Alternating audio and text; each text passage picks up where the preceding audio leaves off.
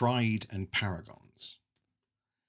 In summer, the Lepideian librarian took the courageous decision to publish in full the library's findings on the life of Vardus.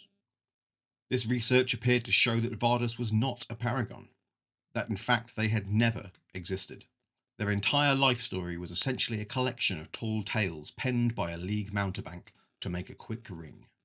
Some of the inspirational stories from the Paragon's life were based on things actual people had done, and the author simply changed the name, but there was no evidence that the man called Vardus had ever existed at all. Vardus has been recognised as a paragon of vigilance for well over 3 centuries. They were recognised by the Highborn Assembly of Vigilance in 34 BE, 34 years before the Empire was even founded.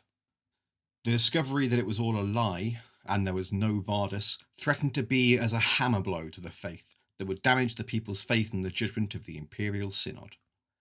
If they were taken in by these lies, what other mistakes may have been made? At the autumn equinox, the Synod moved decisively to prevent a full-blown crisis of faith from developing, using a judgment of recognition to renounce Vardus as a paragon. This decision has prevented a schism in the faithful, but just as anticipated, it has raised more questions than it answered. The fear, the expectation, was that people would question all the paragons. After all, if Vardus is not real, how certain can people be that any of the paragons and exemplars are true? That has largely not happened. Rather than focus on which other paragons might be real or might not, people are demanding answers to more existential questions about the nature of paragons and exemplars, and the relationship of the faithful to them.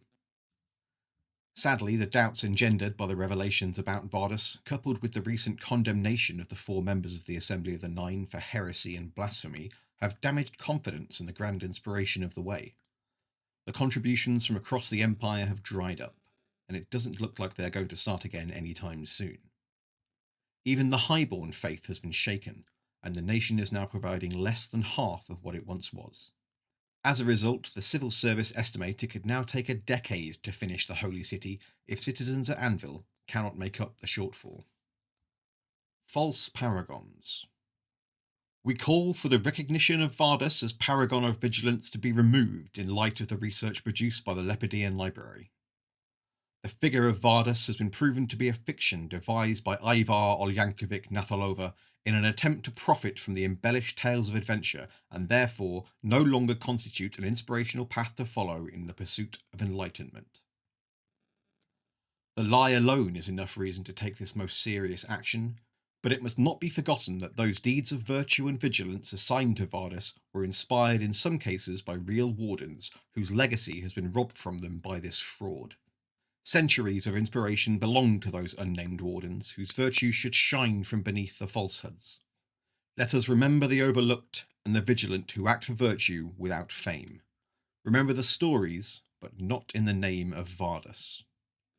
Galen Embercast, General Assembly, Autumn Equinox 386 YE. Passed with a greater majority. The General Assembly has passed a judgment with a greater majority to decisively renounce Vardus. This has not caused people to question the existence of other paragons. The General Assembly has moved swiftly to prevent a crisis of faith, using a judgment of recognition to renounce Vardus. The judgment confirmed what, by then, was already well known but not entirely accepted: that Vardus was a fiction, their life story fashioned from the acts of virtue stolen from other people's lives. The judgment by Galen Embercast, the Cardinal of Vigilance, implored people to remember that the inspirational deeds attributed to Vardus were real enough, even if the man himself never existed. But the Cardinal was forced to acknowledge that these were the acts of many different people. The idea that one singular human being could achieve so much by themselves, that they could be a literal paragon of vigilance, is no more. The word of the Cardinal of Vigilance, backed as it is by the greater majority of the General Assembly, has prevented any possibility of a schism over the revelations. There were people who doubted the veracity of the Lepideian librarian's scholarship, or suggested it was some scheme to rob the Assembly of Vigilance of one of its most inspirational figures. The judgment has taken the wind out of the supporters of Vardus, forcing them to accept that this revelation, no matter how bitter it tastes, is the truth.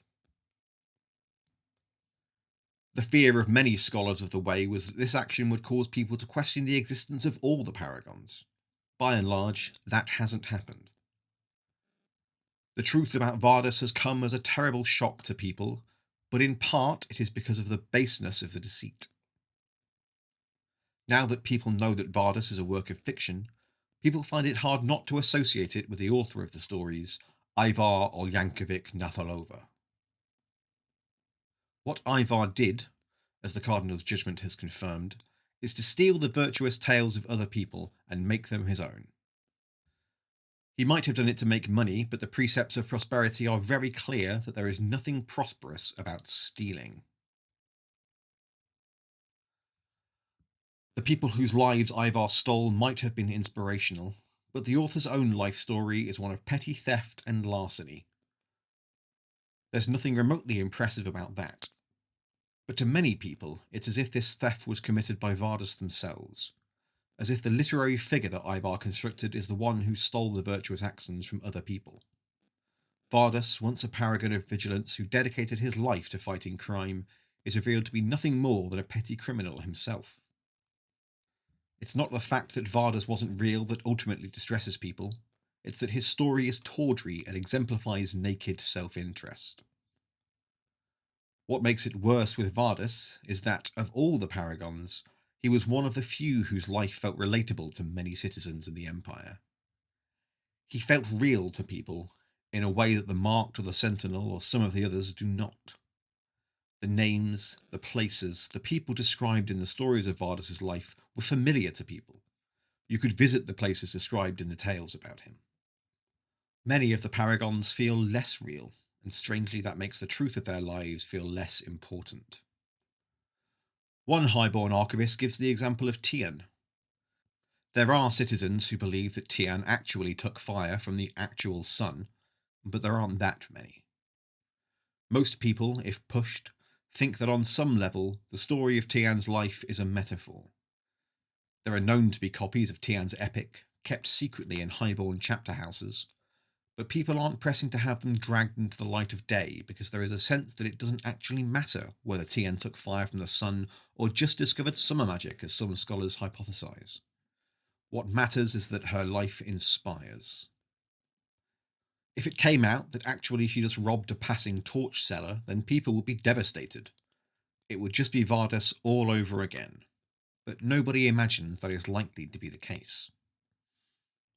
People are still angry and distressed by the lies of Vardis, but rather than push to have every paragon and exemplar thoroughly vetted, people are asking much more profound questions about the nature and role of paragons and exemplars.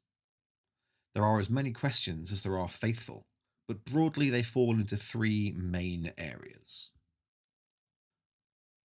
Where do the signs come from? People want to know how the signs of the paragons were chosen. The doctrines of the faith state that you can identify a paragon by them having completed 6 of the 8 signs of the paragons. But how were the signs chosen? Who chose them, and why did they pick those signs?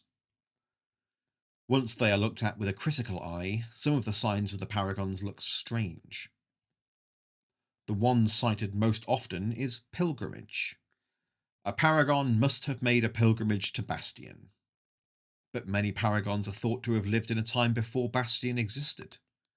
Critical realists have consistently argued that the sign of pilgrimage is a purely political sign with no grounding in faith or doctrine.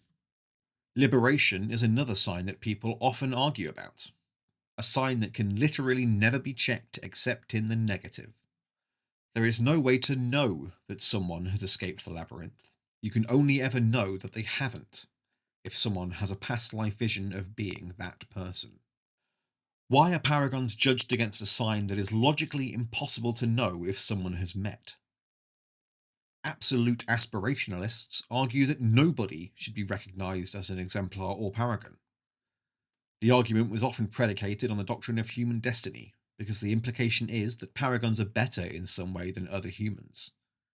In recent times, absolute aspirationalists tend to make arguments based on inspiration.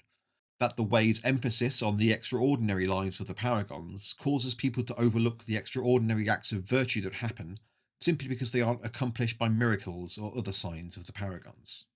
The pragmatic secularists have long been critical of the miracle sign and denied that exemplars and Paragons have any supernatural element. Instead, they claim they are simply people whose virtuous behaviour inspires others. If the Paragons are judged against the 8 signs of the Paragon, then surely it makes sense to know more about the signs. How were they chosen, and by whom? Such a line of inquiry begs the question that the signs of the Paragon might not be perfect. If the Empire pursues this question, they are likely to end up having to wrestle with the issue of which signs of the Paragon are valid. What are the exemplars for? The exemplars of vigilance lived and died in history, that of our nations. Their legacies are writ in stone, not story. You may visit the home of Major Benson, meet his descendants, stand upon his grave. You may see Berechiah's actions and his virtuous crimes in imperial record. Make pilgrimage to their tombs. Reflect that these were people like you, heroes, not legends. Renew your faith. Martin Orchard, General Assembly, Autumn Equinox 386YE. People want the Synod to examine what exemplars are for. The inspirational figures are often spoken of as if they were 2 wheels of the same axle, Paragons and exemplars. Paragons are defined in the doctrines of the faith, which lay out clear signs that they can be identified by, but exemplars are nowhere mentioned in the doctrines of the faith.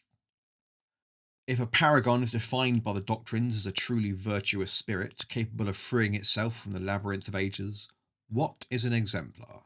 The common answer is that it is someone on the way to becoming a paragon. But isn't everyone who pursues the way going through a continuous cycle of life and death and rebirth as they seek to become a paragon and free themselves from the labyrinth? What is the official role of exemplars? Why do paragons need 6 of the signs and exemplars only 4? Paragons are usually seen as being more important than exemplars, but last season the General Assembly passed a judgment by Martin Orchard that seemed to imply that actually exemplars are more inspirational figures than the paragons because their lives are so much more real. Cora Holdfast was recognised as an exemplar in 379YE. There is absolutely no doubt of any kind at all that Cora was real. There are too many people in the Synod today who are contemporaries of Cora, who can remember talking with her, spending time with her. Should people look for inspiration to a figure like Tian that feels like a legend they can't relate to, or to a flesh and blood person like Cora that many of them actually met? Martin Orchard appears to be making an argument commonly associated with the aspirationalists who have long argued that the distinction between exemplars and paragons is purely political and has no benefit to the way. They claim that the important thing is that these figures were inspirational, and call for the distinction between exemplars and paragons to be disavowed. If the Empire knew more about the history of exemplars and why the first people to be named exemplars received that honour, then the Synod could wrestle with the deeper question of what exemplars are for. What role should they play in the way? Why do paragons only display one virtue? The Synod has never named the first Empress as a paragon because nobody can agree which virtue she exemplifies.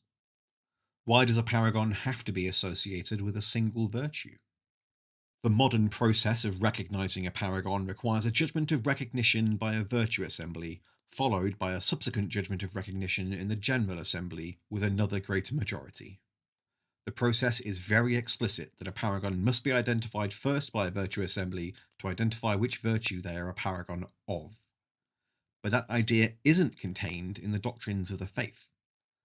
There's no part of the doctrines that requires you to believe that a paragon exemplifies a single virtue to the exclusion of all others. In fact, most people explicitly reject the purist school of thought that says you can only be a paragon if you pursue a single virtue at every moment of your life. The undeniable truth is that many acts that people undertake can't easily be divided into one virtue or another. Is the soldier who marches to battle alongside his brother courageous to face death, ambitious to dream of victory, or simply loyal to his kin? Most citizens would accept that it can be a mix of all of the virtues that inspires someone.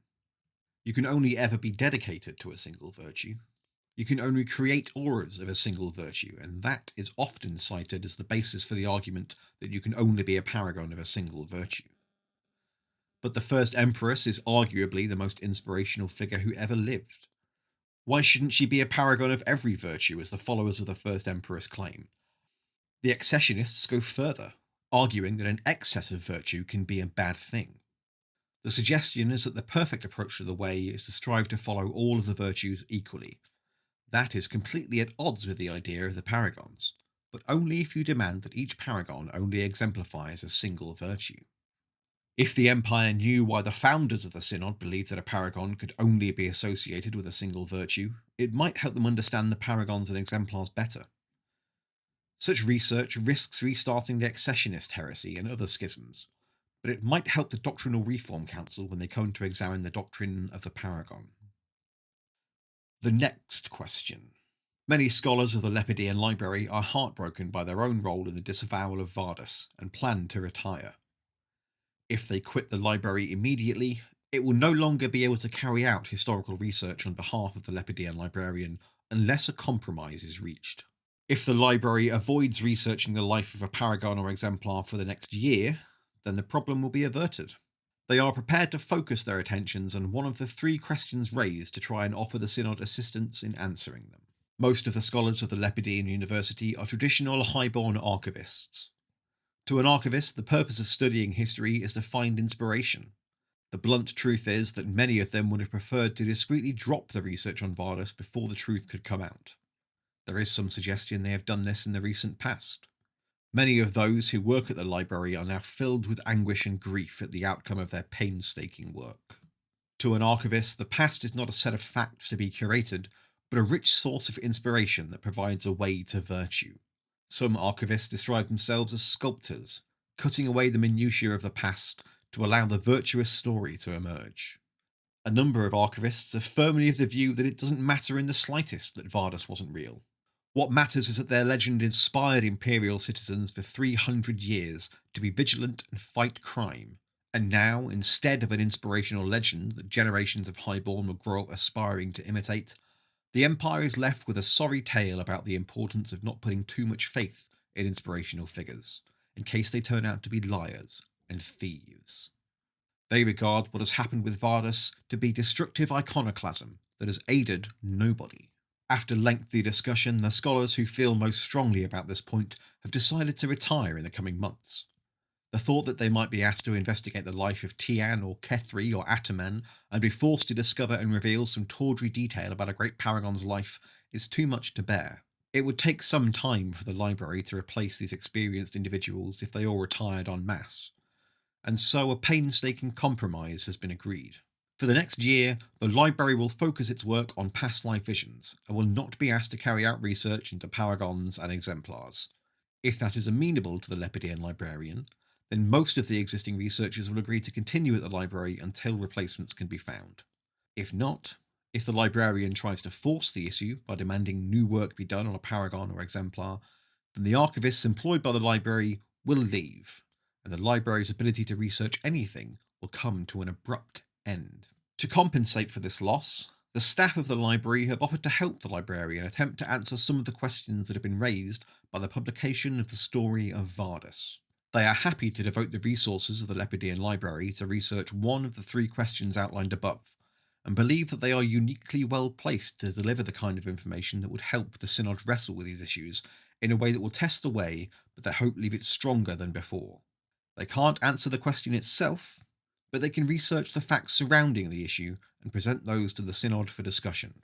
The librarians warn that any of the 3 topics would take time to research thoroughly. They cannot be completely certain, but they believe that each question would take around 6 months to answer. This work would be instead of the normal research conducted by the library, so it could not be used at the same time that research into a past life was commissioned. They would present their findings to Hazel El Pani or to the Speaker of the Highborn Assembly in their absence. They trust that either of these 2 figures would be able to deal with the report appropriately and publish whatever parts of it they think will benefit the Empire. Of course, the librarian could refrain from issuing any instruction to the scholars at all, if they feel this work would be too dangerous. But that would mean they would lose this final benefit from the library. The librarian can use their power to direct the library using an announcement in the Senate, indicating which of the 3 questions, if any, they would like the librarians to work on. Outstanding work. There is a forthcoming piece of work on Tom Drake, which is currently delayed. One of the staff at the library has publicly asked the Marcher Assembly to pass judgment on the matter. This request is informal, and the Assembly has no legal right to intervene in this way, but any response is likely to influence the outcome regardless. Friars, monks, and congregation owners of the marchers will receive a letter in their pack from Matthias of Virtue's Rest. In summer 386 YE, the Lepideian librarian instructed the library to research the life, history, and personal values of Tom Drake. The instruction came a season after the library were asked to look into the life of Vardus, which may have influenced how people feel. The work is now overdue, but it has become painfully clear that the library are dragging their feet. They keep asking for more time to check their findings and have dropped veiled hints to the librarian that they are struggling to meet the express goal to find information on his legacy that can re-inspire that pride for things both small and great. One of the more traditional archivists, Matthias of Virtue's Rest, has very publicly argued that the work the library is doing goes against years of established highborn tradition. According to Matthias, the problem with iconoclasm is that smashing shit up is easy and makes you feel great, but after the music stops, all you're left with is a pile of broken shit. Though his colleagues suggest that he was deep in his cups when he said that, he has gone on to repeatedly request that the library petition the Senate to change their remit to something more acceptable to traditional archivists, claiming that the study of history should be a search for inspiring virtue rather than miserable facts.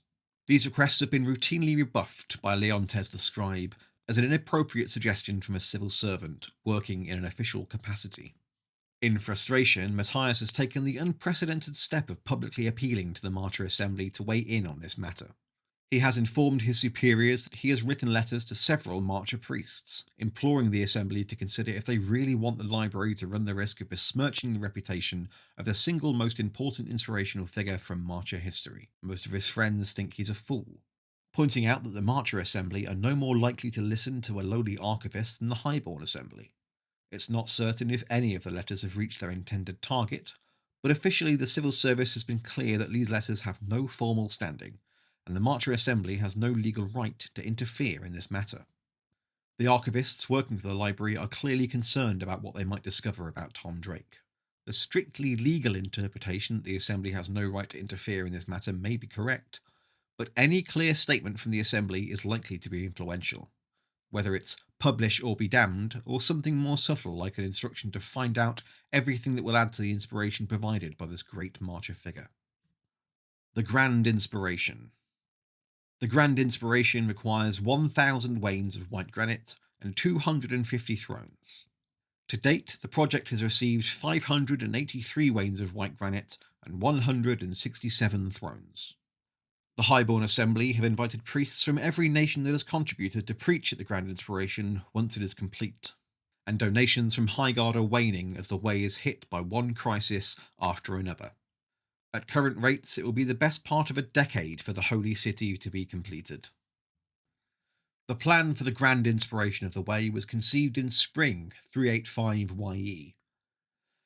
The Imperial Senate had asked Naomi of Virtue's Rest to appraise what could be done to encourage pilgrims of the way from foreign nations to come to the Empire, with the explicit intention that Bastion take its rightful place as the birthplace of the Way, and diminish the importance of its rival in Timoj. If Naomi had been able to carry out the appraisal, history might have taken a very different course. But the Senate had already assigned her to a different appraisal, and so Aelian Sweetwater was given the task in her place. Aelian's proposal to create a new holy city of the Way was breathtaking both in scale and grandeur. A contest was arranged to find an artist with a vision to imagine this grand new edifice. The Assembly of the Nine chose to take elements from 2 designs.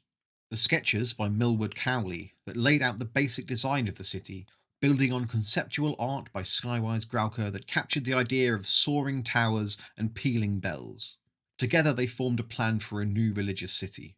All that was needed to build it was 1,000 wains of white granite and 250 thrones. This was easily the largest commission the Senate has ever authorised, and it was clear that it would take years to gather the materials needed. Fortunately, a number of nations were prepared to support the project. The National Assemblies of the Marchers, the Brass Coast, Wintermark, Navarre, the League, and Dawn all encouraged the virtuous citizens of their nation to donate wains to support the project. Coupled with the ongoing donations from the citizens of Highguard, the people of the Empire donated more than 500 wains to the project. Sadly, most of those donations have now ended. Only the Highborn people are still contributing to the grand inspiration of the way. Without significant additional donations of white granite and money from wealthy citizens who attend Anvil, the civil service estimate it will take approximately 10 more years to gather the remaining resources. Most nations of the Empire have done what they can to support the grand inspiration. Only Varushka, the Imperial Orcs, and Urizen rejected the call for help. The Varushkans opted to create their own Hall of Fabric Arts instead, while the Imperial Orcs preferred to build a Library of Worth. The Urizen also opted to focus efforts towards their own projects, though their assembly stopped short of calling it a folly. The Highborn Assembly subsequently passed eloquent statements of principle with greater majorities, praising the virtue of those nations who have contributed. One for every nation that heeded the call. Each carefully worded statement included an explicit invitation to the League, Dawn, Wintermark, Navarre, the Brass Coast, and the Marchers to send priests to Highguard to spread their perspective on the way to pilgrims. Those invitations are a proud and virtuous sentiment. The virtuous inspire others to greatness, after all. But what are these priests coming to Highguard going to preach? Bastion is the heart of the way. The faith began here. Are Marcher priests going to come to the Holy City and talk about shriving? Will Dornish troubadours sing about the virtues, or will they share their belief in the power of glory and love to inspire people? The Synod has said these heterodox ideas are fine, even though they are not supported by the doctrines of the faith. It's easy to say that priests coming to Bastion are never going to preach heresy. That will be madness. But then nobody imagined the Assembly of Nine would embrace a false virtue either. The problems with Vardus and the situation in the Assembly of Nine have exacerbated the growing fears about heterodoxy and false virtues in the Empire. People agree that the new Holy City must be something for the whole Empire, but in Highguard they are increasingly worried at the prospect that the project is fatally flawed. When confidence in the way was high, people felt positive about building the greatest monument the world had ever seen to showcase their faith. They are significantly less convinced of the wisdom of that approach when there is no saying what will be preached there. As a result, the donations from highborn citizens have trailed off to a mere 10 wains a season. It is not clear when, or even if, that can be restored. But at that rate, the edifice will take more than 10 years to complete, without significant donations from citizens at Anvil. Many people are viewing this delay as a good thing. The grand inspirations can still be completed in their lifetime, but now there is time for Highguard and the Synod to contemplate what the grand inspiration is truly for. Is it a monument to the Empire, a testament to the power of the nations to work together to create something extraordinary? Is it the beating heart of the way, a place devoted to the study of the doctrines of the faith and the pursuit of virtue, that is free from heterodoxy and the taint of false virtues? If it takes 10 years to complete, what will the way even look like when the capstone is placed? And some people are asking more profound questions. Why is Highguard pouring their efforts into building this giant monument to the way when the faith itself seems to be failing? Is this edifice actually the best way to safeguard the way? What if Aspar was right when he implied the grand inspiration was quite literally a folly? The way is in crisis again. Surely Highguard should try to shore up the faith itself, rather than shoring up the building meant to house it.